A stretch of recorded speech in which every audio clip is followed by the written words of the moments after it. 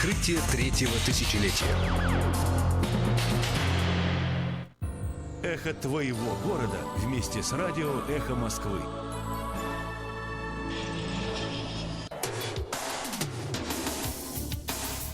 Персонально ваш. Здравствуйте, в эфире радиостанция «Эхо Москвы» в Уфе. Передача «Персонально ваш», ведущая выпуска Ксения Петрова. Персонально ваш сегодня Азат Бердин, директор Центра социокультурного моделирования и член экспертного совета Федерального агентства по делам национальностей, старший научный сотрудник Института стратегических исследований Академии наук Республики Башкортостан. Напоминаем, что мы работаем в прямом эфире, ведется трансляция в Facebook и YouTube, а также мы ждем ваших СМС-сообщений в Телеграм по номеру +7 927 304 1051. Добрый день, Азат. Добрый день. Первый вопрос. Башкиры и татары, тюркские языки. Оба народа издавна соседствуют друг с другом, да, соответственно, бытует мнение, что возникло некое разделение и конкуренция. Согласны ли вы с этим утверждением? Вы знаете, на самом деле этот вопрос следует разбить на несколько вопросов. Я начну с утверждения о том, существует ли конкуренция. Это и да, и нет. И вот почему.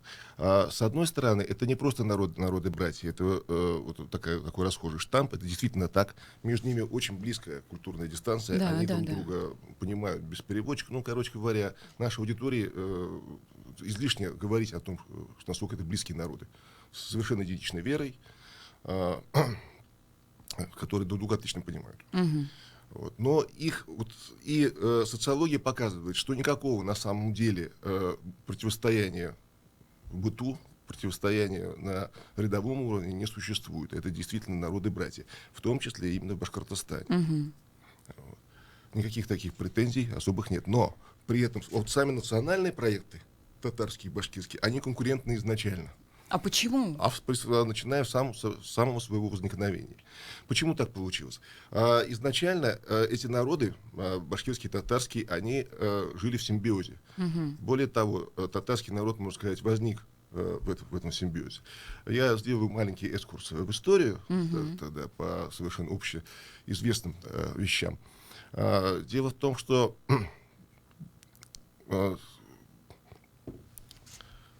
после завоевания Казанского ханства Иваном Грозным, тогда еще татарского народа в нынешнем его понимании просто-напросто не было, не существовало. Изначально башкирские и татарские народы, которые состоят во многом из схожих этнических компонентов, они были очень по-разному структурированы.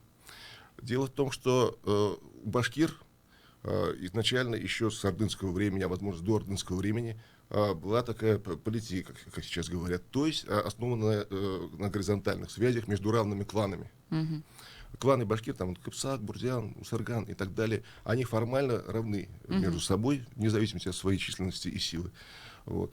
И вот такая интересная с горизонтальными связями система, она интересна тем, что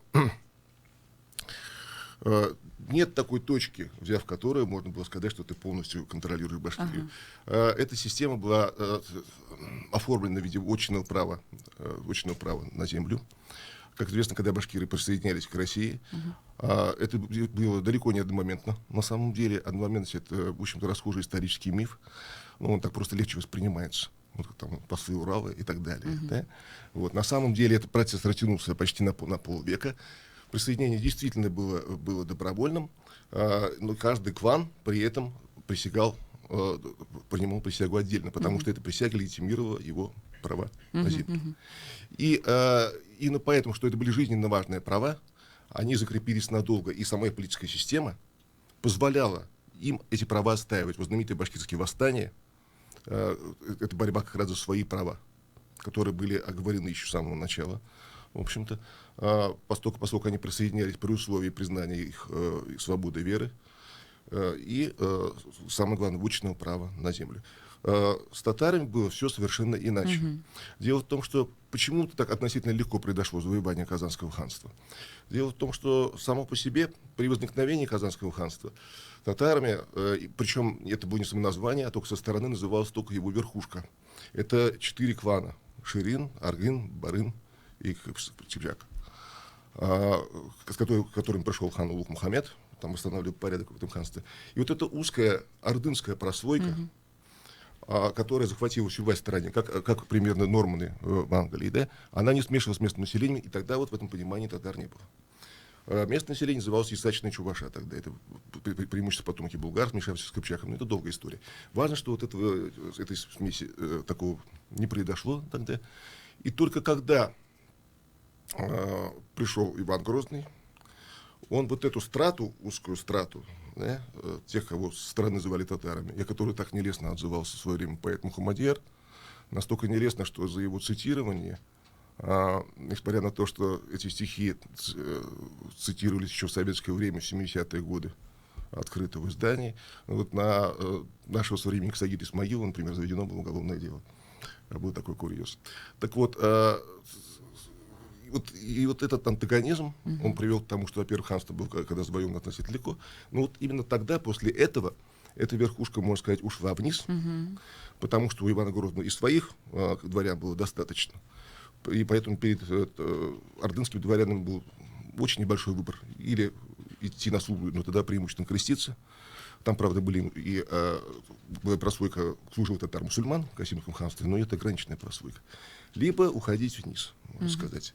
И вот когда эти люди, как правило, креативные, умелые, умеющие и воевать, и жить, они в течение поколений стали смешиваться с местным населением, они принесли ему вот это имя татар. В истории четко фиксируется, что вплоть до конца, точнее до последней трети 17 века господствовало название Исачные Чуваша в местном населении. После этого появляются татары. 3 поколения прошло, и у них появилась вместе с этим легенда об Казани, о татарском ханстве, которого на самом деле не было, по сути. И вот тогда возникла вот эта прослойка Казанвы, точнее не прослойка, а вот сам народ стал возникать, который уже в 18 веке, по свидетельству того же Рычкова, Татищева, единственный, который не стыдится имя татар, он их принимает, самобытный народ со своими представлениями, и вот это возникло это ядро татарского народа. В нацию же он стал превращаться и вовсе намного позже, это уже отдельная история, и это национальный проект, который в конце 19 века уже оформился полностью, но вообще он оформлялся весь 19 век вместе с мусульманским просвещением. Татарские историки, в том числе, например, Айдар Юрьевич Хабуддинов, всегда подчеркивали роль муфтията, центрального муфтията, того самого, который сейчас расположен в Уфе. Как Хабиров уже говорил о том, что Уфа — центр ислама. Меня, кстати, очень удивило, почему это возбудило такую реакцию, несколько неожиданную. По-моему, это общеизвестная вещь. Да, она была центром ислама, да, центральный муфтият был создан здесь. И тогда стал возникать татарский национальный проект. А он уже был конкурентен башкирскому. Но почему это произошло, это уже более долгий разговор. Я думаю, уже у вас есть вопросы. Ага, да, конечно. На прошлой неделе в гостях у «Эхо Москвы» в Уфе был Ильнар Гарифуллин, который, кстати, упомянул о проблеме башкирских национальных кадров. Это цитата. По его мнению, большинство постов республики на данный момент занимают башкиры. Он говорил про башкирскую политику и про опору на башкирские кадры, который сейчас ведется. И хотелось бы у вас спросить, согласны ли вы с ним? Если нет, то, возможно, у вас есть какие-то цифры, то есть как-то эту ситуацию вы можете прокомментировать. Вы знаете, я просто не очень понимаю, на чем такая мысль основана, что идет опора на башкирские кадры. Насколько я знаю, у Ильнара Гарифуллина есть только один действительно такой значимый аргумент.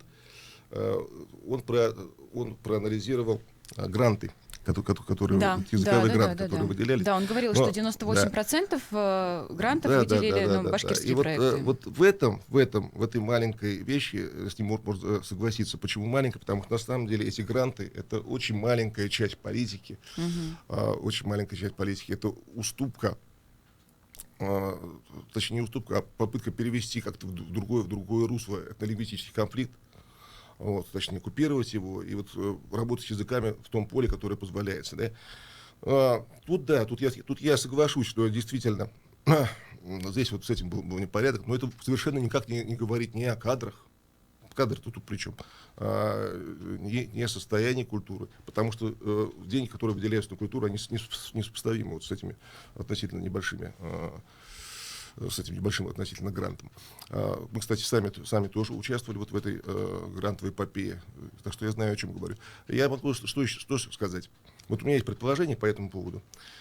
Оно очень простое, что на самом деле здесь получилось так неполиткорректно, просто потому что на это просто не обратили внимания.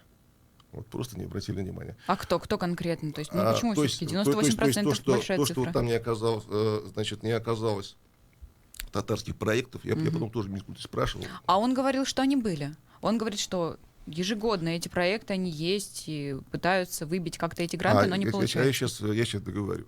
Тут все очень просто. Дело в том, что к этому времени проекты не делились на башкирские, татарские, чувашские или еще какие-то. Люди просто про это перестали думать, потому что ко времени конца правления Хамитова, как политологи говорят, пластилин уже был размешан настолько хорошо, вот, что вот трибализм отчасти уже ушел в тень, уже не до этого было людям. Я вам сейчас конкретный пример приведу. Вот вы же, наверное, помните, что ранее, особенно в конце правления Рахимова, во время правления Хамитова, в башкиро-татарской среде, политизированной среде, очень тщательно следили за тем, кто занимает где какой пост, кому какие посты распределяются. Да? Вот. В конце этого правления, вот, пожалуйста, сменился пост ректора БГПУ. До этого им бессменно был Раиль Асадуллин. Вместо него стал Сагитов. Сагитов, он вообще-то башкир по национальности. Кто-нибудь обратил на это внимание, включая Ильнара Гарифуллина? Никто. А представьте себе, что если это было бы несколько лет назад, до этого, сразу какой поднялся шум, да, что упала татарская цитадель в БГПУ и так далее. Ну, может быть, просто на это обращает внимание, но все-таки высказать свой голос смог только Ильнар, может быть, так? Вот именно. Если бы он не обратил на это внимание, на это не обратил бы внимания никто. Вот я, например, просто тоже про это просто не знал. То есть вот судить по столь узкому сегменту, это в сущности уже просто придирка. Другое дело, что, посмотрите, конечно, из политкорректности это можно было сделать. И можно было сделать легко. И вот именно это аргумент за то, что это не было сделано не специально, не потому, что существует какое-то засилие башкирских кадров, а просто потому, что на это просто не обратили внимания. Если подавала там 65-я татарская гимназия или кто-нибудь еще, возможно, они не прошли, там почему-то проект кому-то не понравился, документы были не в порядке, не знаю. Причины могут быть самые разные, но частные. Я вам больше того скажу. Вот когда этот проект, вот эти гранты первый раз еще при Хамитове были только объявлены, там получилась вообще очень нехорошая вещь. От них были отсечены все крупнейшие научно-исследовательские и образовательные учреждения республики. То есть БГУ, вот наш ИСИ, например, Академия и так далее. Почему? А там чисто формальное требование было, чтобы не было никаких задолженностей вот, у тех, кто подает на конкурс. А такого просто не бывает у столь большого организма, как тот же БГУ, например. Или ИСИ. И они все были отсечены. То есть вот таких вот юридических и всех прочих моментов очень много. Судить поэтому о состоянии национальных отношений это нельзя. Азат вот присылает вопрос наш радиослушатель, пишет. Азат, стоит ли в Республике Башкортостан создать Совет национальностей или Палату национальностей? У нас сейчас модно быть в тренде СПЧ, Общественная палата. Чем больше хлама, тем веселее, как он пишет. Как можете прокомментировать? Ну, он, по-моему, сам ответил уже на свой вопрос, поскольку отношение к нему уже несерьезное. У меня просто вопрос, а зачем? Зачем это нужно? Что значит Совет национальностей? У нас что, и так мало официозных национальных организаций? У нас есть Ассамблея народов Башкортостана. Пожалуйста. Эта ассамблея, кстати, тоже недавно выиграла довольно интересный грант. Ну вот раз уж заговорили о национальных организациях, я хочу еще одну такую серьезную тему поднять. Ситуация, которая произошла в Ижевске. Активист Альберт Разин совершил акт самосожжения у здания Горсовета Удмуртии. Он стоял с плакатом, немного предыстории: «Если завтра мой язык забудут, я готов сегодня умереть». И в какой-то момент он себя поджег. А вот почему национальные организации никак не отреагировали на эту ситуацию? Может быть, тогда их работа — это просто видимость? То есть, почему нету такого резонанса? Почему они никак не отреагировали? Вы знаете, я так скажу. С одной стороны, эти организации, официозные организации, да, они действительно находятся в достаточно жестких рамках. Это понятно. Странно было бы ждать от них чего-то другого. Вот. С другой стороны, то, что нужны ли они, не просто безусловно нужны, а то, что они нужны, доказывается крайне просто. А вы вспомните, сколько было сразу шума и возмущений, как только при Хамитове последовали кадровые перестановки в Курултае в том же самом. Хотя те же самые башкирские активисты упрекали постоянно, его всегда упрекают, и в том, что он бездействует, и в том, что он не говорит, когда надо, или говорит то, что не надо, и так далее. Постоянно. Но как только Курултай задели, вот, как только, вы помните эту ситуацию, там много было даже по мелочам достаточно некрасивых шагов, когда, скажем, того же Марата Кушарипова, известного профессора Аксакала, да, не пустили даже на это заседание, да, Курултая. Вот. И это сразу вызывает целую бурю возмущения. Почему? А потому что все вот эти организации, Курултай, Башкир, Конгресс татар и так далее, они занимают определенную нишу, свидетельствующую о статусно-ролевом положении того или иного народа. О том, что мы есть, мы здесь, мы занимаем определенное положение. Более того, сейчас вот нынешние уже перестановки в Курултае, они, обратите внимание, на что были направлены. Прежде всего, там было ясно дано понять, в том числе и открытым текстом Хаберуш говорил, что он не потерпит национализма, что он против расизма, национализма и так далее, будет бороться беспощадно и так далее. Но по термину, конечно, несколько не точно выразился, потому что никакого расизма у нас нет и быть не могло, это понятно. Но всем ясно было, что он хотел сказать. И это было направлено, во-первых, против неофициальных организаций, в том числе после скандала в Курултае.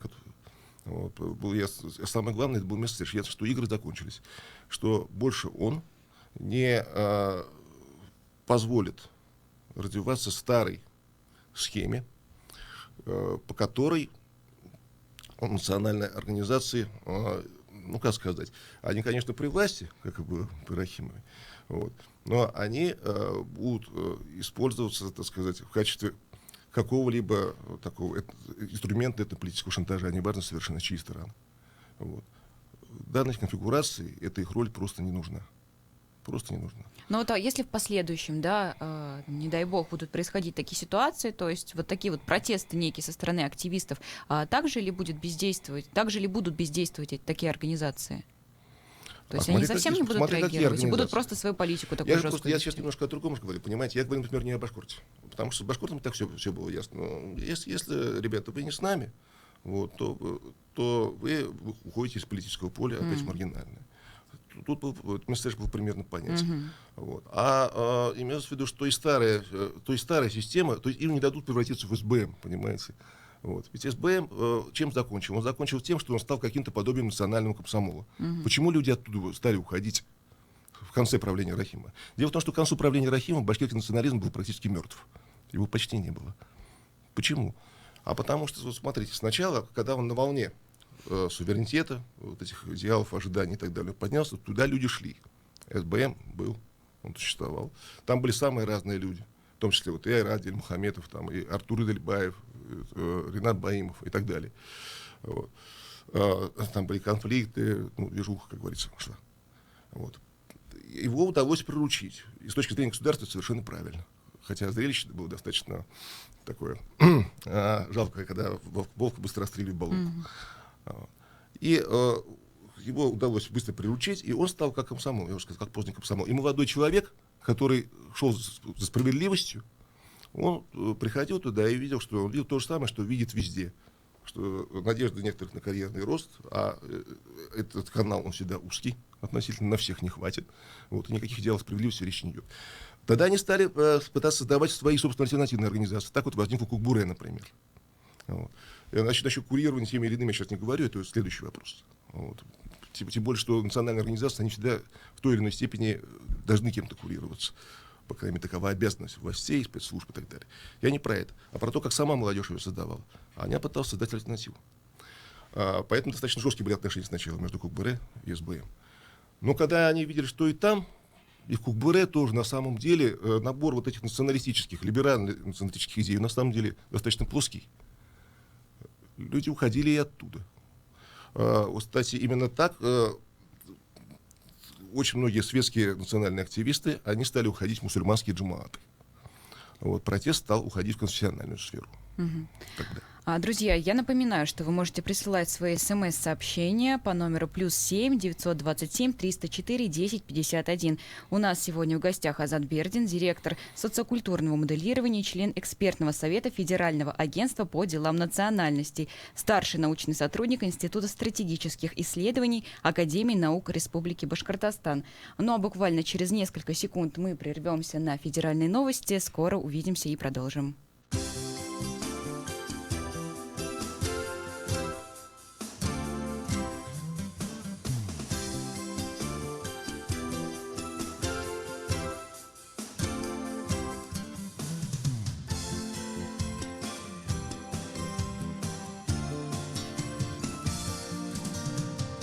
Премьер Борис Джонсон написал в Твиттере, что принято сбалансированное и справедливое решение. Он выразил надежду, что парламент одобрит соглашение уже в ближайшую субботу. Документ, в частности, предусматривает устранение проблем, связанных с Ирландией и Северной Ирландией. Россияне не пострадали в ходе беспорядков в Каталонии. Об этом только что заявила официальный представитель МИДа Мария Захарова. Напомню, в ходе столкновения с полицией в Барселоне минувшей ночью получили травму около 80 человек. Люди выходят на улицы, чтобы выразить недовольство решением суда по делу бывших каталонских чиновников. Они получили длительные тюремные сроки за попытку проведения референдума о независимости. Для сохранения общественного порядка Мадрид рассматривает разные сценарии, сообщил премьер-министр Испании Педро Санчес, перевод Евроньюз. Правительство вновь сообщает, что не потерпит никакого насилия ни при каких обстоятельствах и будет действовать, используя все средства, находящиеся в его распоряжении, чтобы обеспечить соблюдение фундаментальных прав всех жителей Каталонии. Жители Каталонии тем временем вновь призывали к блокаде транспортного сообщения и всеобщей забастовке в пятницу. Глава президентского совета по правам человека Михаил Федотов в ближайшие дни покинет свой пост в связи с достижением предельного возраста нахождения на госслужбе. Эту информацию Интерфаксу подтвердила член СПЧ Ева Меркачева. Ранее об этом сообщил некий информированный источник агентства. По его данным, у руководства страны нет претензий к Федотову. Он награжден орденом почета. Ему на смену, скорее всего, придет нынешний руководитель Общественной палаты Валерий Фадеев. Генеральная прокуратура России начала проверку авиакомпании «Победа». Это связано с информацией об увеличении тарифов на международные перелеты с 28 октября. Ранее Минтранс заявил, что изучит ситуацию. Мосгорсуд запретил платную регистрацию на рейсы «Победы» в зарубежных аэропортах. Авиакомпания вслед за этим сообщила, что для исполнения решения суда будет включать в тариф стоимость услуги регистрации. Это приведет к тому, что цены на билеты в Россию и за рубежа вырастут на 25 евро. Большинство школ в Крыму до сих пор не обеспечены профессиональной охраной. Об этом сообщила ТАСС исполняющая обязанности министра образования Республики Наталья Гончарова. По ее словам, только 1% пользуется услугами Росгвардии, и 10% заключили договор с частными охранными предприятиями. Прошел ровно год, как студент колледжа в Керчи открыл стрельбу и устроил взрыв в учебном заведении, а затем покончил с собой. Тогда погибли 20 человек, около 50 пострадали. Россияне считают, что сейчас не время делать крупные покупки и брать кредиты. Согласно опросам ВЦИОМа, такого мнения придерживаются, соответственно, 58 и 72% респондентов. Около 70% опрошенных заявили, что лучше экономить на будущее. 46% назвали хорошей идеей класть свободные деньги в банк. Температурный рекорд 1990 года побит в Москве. Сегодня на базовой метеостанции в полдень было плюс 15 градусов. Впрочем, судя по всему, это еще не предел. Сейчас в Москве плюс 18. Ближайшей ночью обещают 9-11, завтра днем плюс 12-14, преимущественно без осадков. Марина Старцина, служба информации, Эхо Москвы.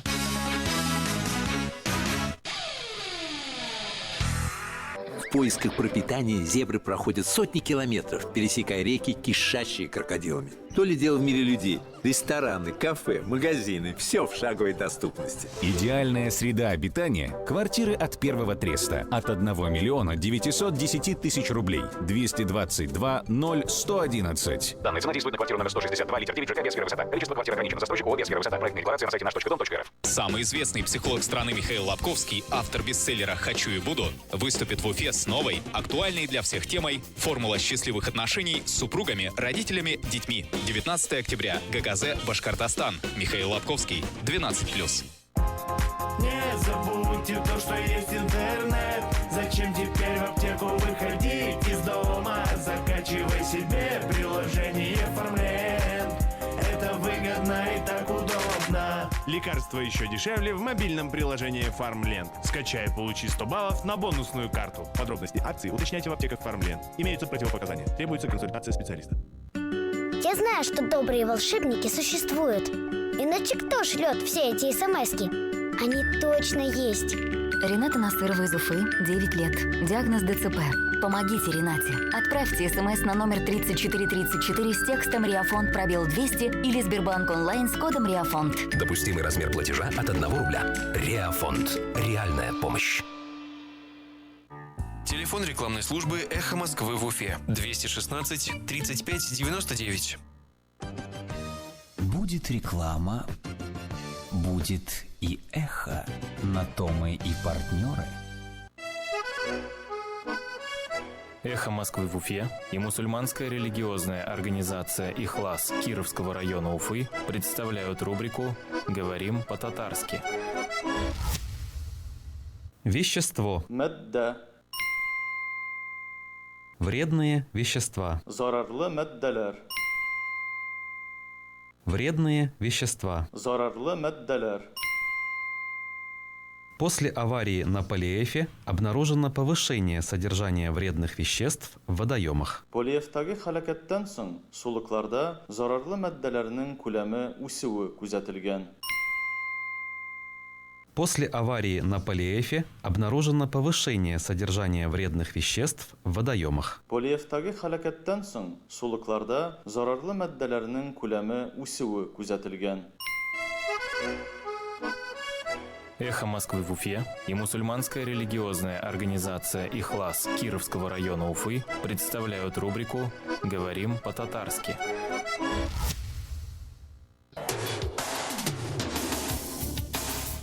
Персонально ваш. Ну что ж, друзья, мы продолжаем. В гостях у нас Азат Бердин, директор Центра социокультурного моделирования, член экспертного совета Федерального агентства по делам национальностей, старший научный сотрудник Института стратегических исследований Академии наук Республики Башкортостан. Я напоминаю, что вы можете присылать свои смс-сообщения и сообщения в Телеграм по номеру +7 927 304 1051. Ну что ж, Азат, все-таки хочется немножечко обобщить вопросы, о которых мы уже начали с вами говорить.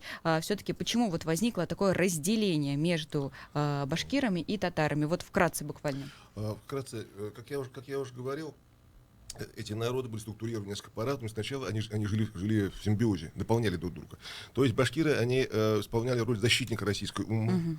Именно благодаря им, по сути говоря, на их территории после восстания Сиита Садиира, например, 1681-83 годов, здесь была провозглашена свобода веры указами царей Ивана и Петра. Ну, я много таких примеров могу приводить. И под защиту их сабель от хрещения и закрепощения сюда бежали выходцы многих народов, в том числе и предких татар. А татары, они развивались, получается, как совсем по-другому, как именно структурная часть России. Они уже были в нее жестко интегрированы сами по себе. Вот. И развивались во многом с большим элементом диаспоры. То есть это кварталы в городах, которые целиком принадлежат не им, они везде являются меньшинством. Это ремесленники, учителя и так далее, и так далее. Вот. И, естественно, вот в этой среде, когда наступила эпоха мусульманского просвещения, эта эпоха, это мусульманское просвещение развивалось очень бурно. Понятно, что оно и среди башкир тоже достаточно хорошо развивалось. Там у нас есть многие очень известные имена, как Мурат Рамзи и так далее. Но для татар это именно эпоха их национообразования. И в принципе, их национальный проект сам по себе, он должен был охватить всех тюрок России, в том числе и башкир. И вот тут, естественно, произошло само по себе столкновение этих национальных проектов, потому что у башкир была собственная, достаточно жестко выстроенная, опирающаяся на их традиционное общество, очень древнее и, самое главное, опирающаяся на социальную систему идентичность, вот, которая и свой собственный национальный проект. Вот почему в среде татарских националистов так принято ритуально не любить Валиди, именно потому, что он и та группа интеллигенции башкирской, которая была вокруг него, она сумела из старой, ушедшей уже из истории идеи вотчинного права, она сумела ее переформатировать и создать идею новую, башкирской автономии, новой республики, новую башкирскую идею. Но эта идея, она была конкурентна татарской национальной идее. Это столкновение, оно произошло, оно было и во время гражданской войны, вот, и оно, в общем-то, именно как конкурентное оставалось и дальше. Оно именно в умах интеллигенции, оно не в народе само по себе. Хотя понятно, что интеллигенция транслирует свои стереотипы на народ. Но обратите внимание, насколько добродушно эти стереотипы воспринимаются в самой башкиро-татарской среде. Вот башкиры-татары это хорошо знают сами по себе. То есть, например, вот известные такие стереотипы татарские черты, как там вот ловкость, тароватость, умение приспособиться, у башкир они признаются и признаются добродушно, что вот мы тоже точно стереотипно ленивые, они стереотипно более такие верткие и так далее. Все это очень добродушно, на очень комплементарном уровне делается. А вот в среде интеллигенции все совершенно по-другому. И еще один очень важный момент. Дело в том, что существует на самом деле совершенно прагматичный момент, это конкуренция между субъектами федерации, между Татарстаном, например, и Башкортостаном. Ну, между всеми субъектами на самом деле. Вот обратите внимание, абсолютно все, любые противоречия, коллизии, которые у нас происходят, они сразу немедленно описываются всеми средствами, татарскими средствами массовой информации, и официальными, и неофициальными, и любыми. То есть информационная борьба постоянно идет на нашем поле. Она постоянно дестабилизирует республику. Кстати, вот Ильнар Гарифуллин, о котором вы упоминали, про это постоянно говорит, но он упоминает в другом ключе. В очень откровенном ключе, что якобы вот если бы пошли навстречу татарской элите, то, может быть, этого бы и не было. Во-первых, это совершенно не так, потому что занимается этим делом, по крайней мере, открыто не татарская элита, а только какая-то ее определенная часть, окраинная, маргинальная часть на самом деле, а ее действием уже покрывают свои действия уже настоящие, серьезные акторы. В чем интерес Казани? В том, чтобы в статусно-ролевом соперничестве обойти Уфу, показать, что вот у нас стабильность, а вот там дестабилизация. Это очень, кстати, это очень интересно получается. Вот смотрите, в Башкирии по факту постоянно были, ну, не конкурентные, но очень, ну да, именно конкурентные выборы, не свободные, но очень конкурентные выборы. Сколько раз? В Казани их не было ни разу. Вот. Но, причем они освещались везде, в том числе и казахских средствах массовой информации. В Казани ничего подобного. Но почему-то у нас считается страшное, ужасное башкирское ханство, а там оплот демократии. Хотя на самом деле ситуация совершенно обратная. Куда больше этнократии, безусловно, всегда было в Татарстане. Это достаточно жесткий, достаточно авторитарный и достаточно этнократический режим. Другое дело, что при этом он эффективный. Он будто показывает на самом деле эффективность настоящей с этнократическими элементами автократии, в автономии таких. Значит. Ну вот смотрите, вы говорите, что конкуренция, да, то есть да, все равно есть между Башкортостаном, Татарстаном. Конечно. А кто выигрывает в этой конкуренции, по вашему мнению? Пока, конечно, Татарстан. И понятно почему. Даже понятно почему. Но тут есть и объективная причина, потому что у него есть вот это поле, на котором можно действовать. Можно действовать на башкиро-татарских противоречиях и будировать, да? Хотя на самом деле все решается далеко не ими. Вот меня те же самые тезисы несколько удивили, еще давно, кстати говоря. Кстати, это очень распространенный грех татарской интеллигенции приписывать себе значение такого потрясателя основ Башкортостана. На самом деле это не так. И то же самое падение режима Рахимова, хоть оно и очень желалось, и очень будировалось татарскими националистами, на самом деле близко к ним отношения не имеет. Там совсем другие, намного более серьезные акторы. Вот, то есть, когда так вот говорится, это, знаете, все равно, что есть же пословица: мы вместе затравили волка, сказала балунка волкодаву. Там, на самом деле, намного более серьезные другие акторы. Но при этом, что бы я хотел подчеркнуть, вот смотрите, сами в интересах ли татар Башкортостана вот такое положение вещей? То есть, конечно, саму Казань можно только похвалить, потому что это действительно достаточно успешный по российским меркам регион, очень даже успешный, как они сумели строить Казань и так далее. Да? Но ведь татары Башкортостана заинтересованы на самом деле, чтобы развивался их собственный регион, Башкортостан. Чтобы детей можно было отпускать учиться не в Казань, а в Уфу. Что для этого нужно? Для этого нужно, я считаю, во-первых, несколько изменить само отношение и татарской интеллигенции к данному вопросу, и нашей республиканской интеллигенции к татарам, татарской культуре. В какую сторону, каким образом? Вот смотрите, с одной стороны, сами по себе претензии татарского национализма, я считаю, должны просто-напросто отброшены. Их никогда невозможно будет удовлетворить. Просто невозможно. На месте нескольких прикормленных тут же возникнут новые, как вот, например, ушли там, скажем, с такого оппозиционного поля, там, Ильдар Габдрахов, там еще кто-то, еще до этого, там, Бигнов и так далее, да, появился Ильнар Гарифуллин, уйдет Ильнар Гарифуллин, появится другой, это просто бесконечно, потому что мы тут дело имеем не с персоналями, а с явлениями. Но нам надо выстраивать собственную политику в этом плане. Ведь те же самые татары, да? Да, это народ с очень сильными элементами диаспоры, да, это народ, который одновременно является народом, находящимся в симбиозе с башкирами, являлся, и в то же время их национальный проект конкурентен нам. Но ведь его история очень тесно связана с историей Башкортостана. Взять тех же самых мишарий. Ведь мишаряки саму своей идентичностью обязаны именно тому положению, которое сложилось в свое время в Башкирии. Их история очень тесно переплетена с башкирами. После того, как они в 17 веке были накликаны по городам сюда, они постоянно жили здесь, они постоянно воевали то с башкирами, то вместе с башкирами. Они в составе башкирского войска, когда оно шло на антинаполеоновские войны, кроме 20 башкирских полков, ведь были еще 2 мишарских и 2 тептерских полка. Это не татарские полки ни в коем случае, поэтому не нужно так вот... Это тоже, естественно, злит башкир, когда начинают говорить такие антиисторические вещи, что вот были башкиры, татарские полки, их не было. Были башкирские полки, были мишарские, были тептерские, но ведь мишарские были. Почему бы не создать, кроме северных амуров, например, то же самое вот, реконструкторское движение по мишарским полкам?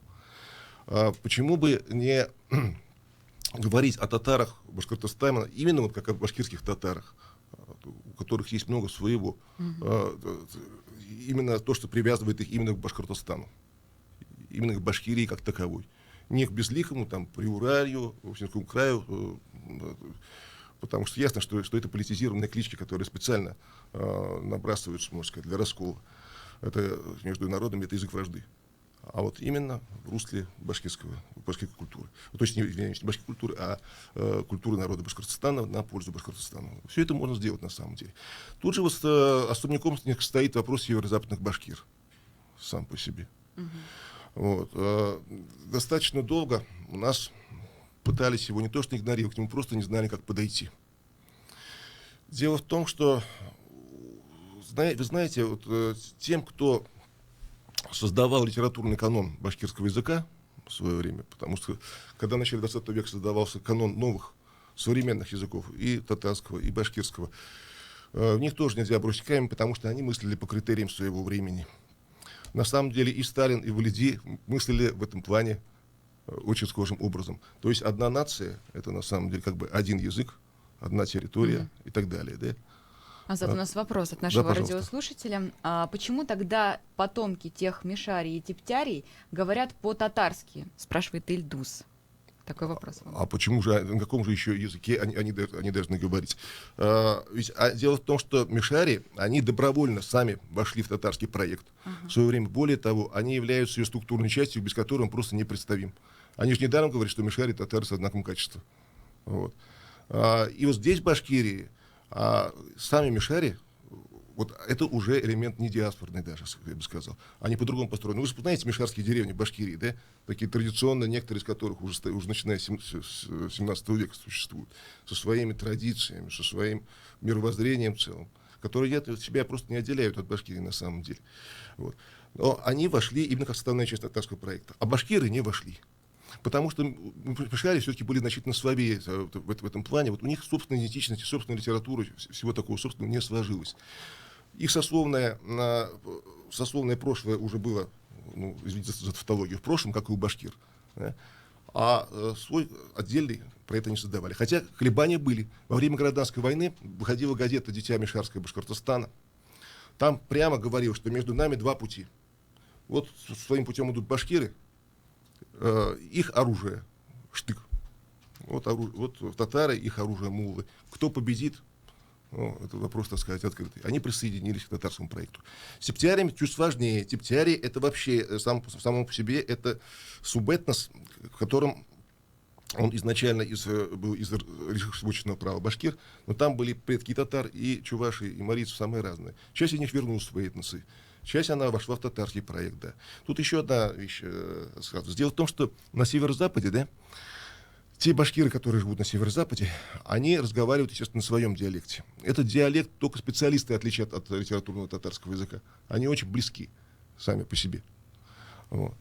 И когда создавался башкирский литературный язык, то, как я говорил, считал, что одна нация, один язык, и поэтому каждый язык должен быть как можно более удален от других. Вот. И поэтому за основу был взят именно диалект юго-восточных башкир. Тем более, что они составляли костяк башкирского войска, поскольку оно опиралось прежде всего на население Малой Башкирии, где можно было быстро провести мобилизацию тогда, в свое время.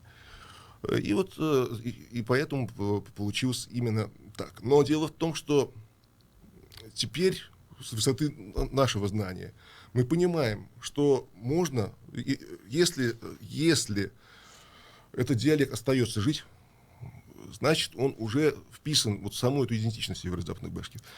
Если дальше это доставляет им только сложности, поскольку у них возникают сложности в идентификации.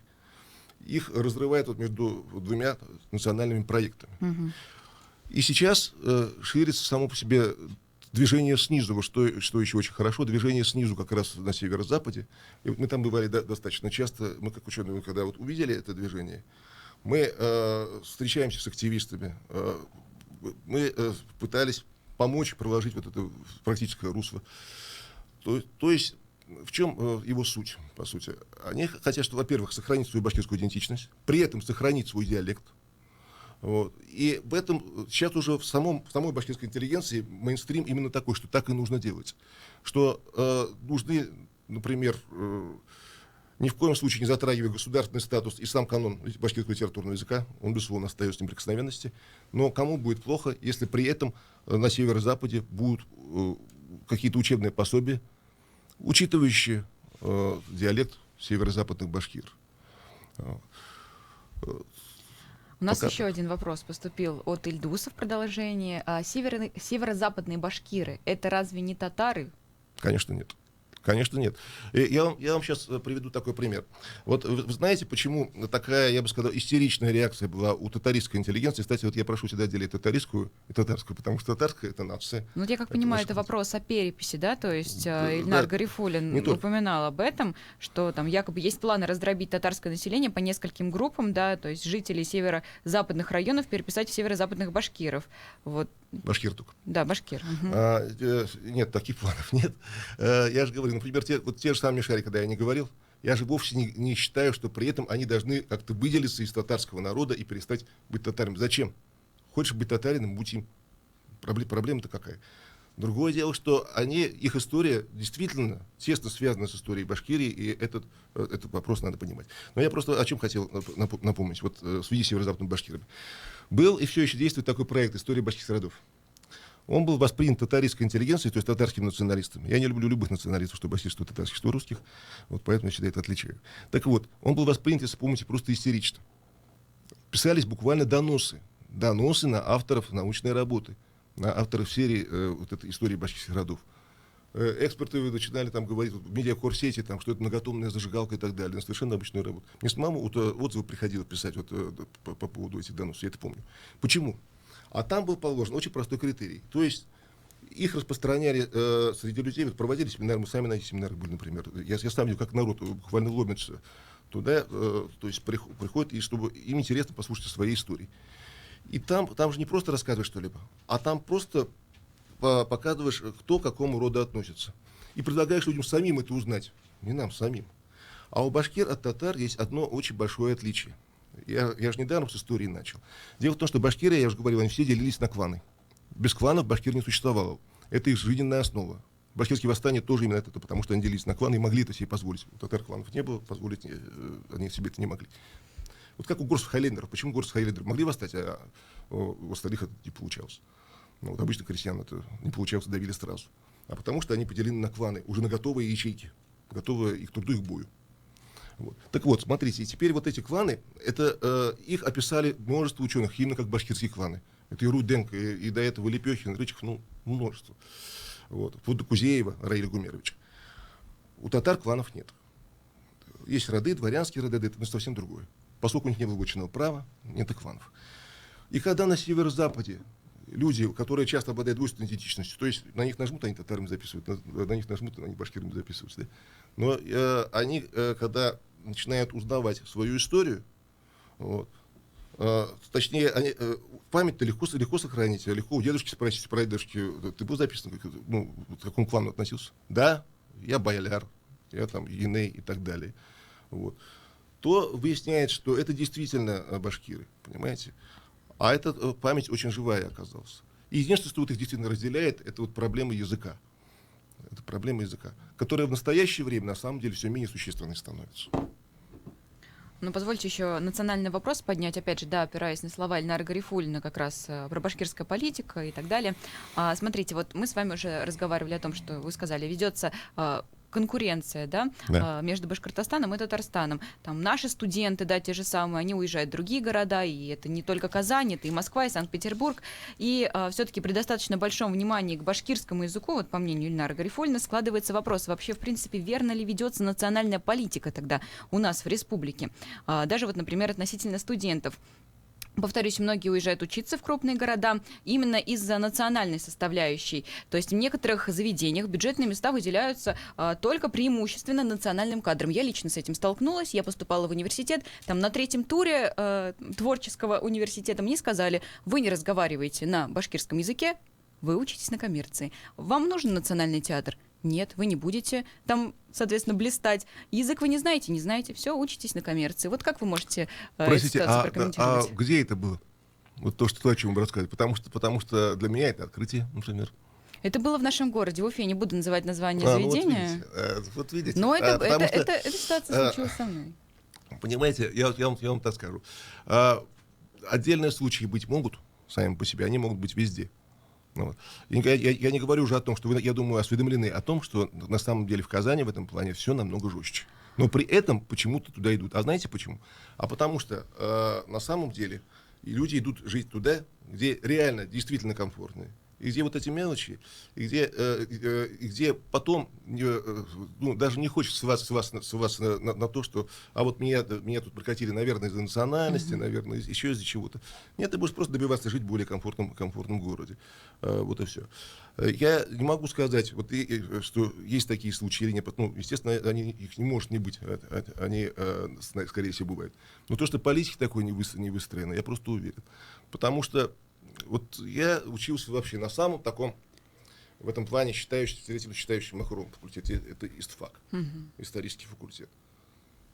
По крайней мере, в наше время, там близко такого не было. Да, были уже негласные квоты, но они были для деревенских вообще. Понятно, что из деревенских будет много башкир, хотя там было полно. И татар, мишарик, кстати говоря, там тоже были, так сказать, со знаком качества и так далее. И я считаю, совершенно справедливые меры, потому что я знаю своих однокурсников, да, там действительно талантливые ребята. У нас был конкурс 16 человек на место, там по-другому не бывало. Так вот, действительно, мне, выросшему в городе, среди книг и так далее, несравнимо легче, чем ребятам, которые были. Это совершенно справедливая мера. То, что у афганцев были готы, то, что из армии обратно туда зачисляли, и то, что у деревенских были такие. Вот. На самом деле это все справедливо. Вот. Но, естественно, это могло восприниматься как нечто национальное. Там сплетни тоже были по этому поводу всегда, что вот это преподаватели любят русских, этот не любит русских. Там по-разному бывало. Это бывает везде на самом деле. Но чтобы была такая целенаправленная политика, по крайней мере, сейчас я не вижу этому доказательств. Я слышу вот такие вещи иногда, да? Вот, на форумах, например. Я тоже слышала, но когда столкнулась, была крайне удивлена. Когда спрашиваешь конкретно в лоб, то особенно, кстати, это касается... Я вам скажу после эфира. Да, или это касается, например, вот татар. Когда спрашиваешь, все в татарский интеллигент слышат, что башкиры, наверное, притесняют башкир. Это такой общий расхожий мем, да? Вот. А когда у любого татарина конкретно спросишь, я вот у вас спрошу, вас притесняли когда-нибудь, нет? Вы помните факты притеснения? Я вот спрашиваю у своих знакомых. Нет. Слышал, а чтобы где-то притесняли как-то? Нет. Понимаете? Вот. Поэтому здесь я проблем не вижу на самом деле. Проблема на самом деле совсем в другом, к сожалению. К сожалению. Это естественно. В Казань люди уезжают просто потому, что там действительно лучше, сейчас в нее больше вложено денег, они сумели отбить себе больше трансферов, они лучше обустроили город. Вот. Пока это с этим просто. А с национальной политикой, с идентичностью, это связано, как я уже говорил, как существует, это не от того, что они плохие, а мы хорошие, ничего подобного. Здесь все одинаковые на самом деле. Но существует чисто прагматический интерес республики, интересы сообществ, и бизнес-сообществ, и политических. И вот они могут на нашем информационном поле играть, и играют. А мы до этого не могли. И именно поэтому, кстати, стоит нам начать играть на их поле, как там сразу возникает настоящая истеричная реакция. Вы знаете, что, например, когда пытались просто провести какие-либо районные... Извиняюсь, но наш эфир подходит к концу. Напоминаю, что у нас в гостях был Азат Бердин, директор Центра социокультурного моделирования и член экспертного совета Федерального агентства по делам национальностей, старший научный сотрудник Института стратегических исследований Академии наук Республики Башкортостан. Спасибо большое за эфир. С вами была Ксения Петрова. Никакого секрета. Мы говорим все, что знаешь. Радио «Эхо Москвы».